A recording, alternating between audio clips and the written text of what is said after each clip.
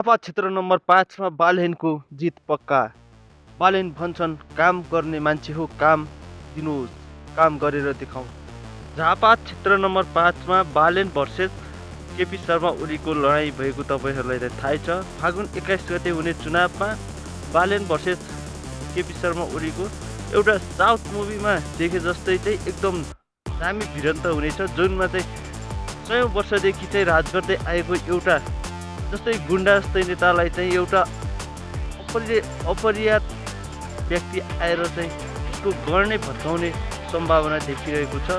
अनि बालेन र केपी शर्मा ओलीको चुनाव यसपालि साउथ मुभीमा देखेका जस्तै सिनहरू जस्तै जनमास देखिनेछ र अनि त्यस्तै भिडन्त अनि मजा आउनेछ।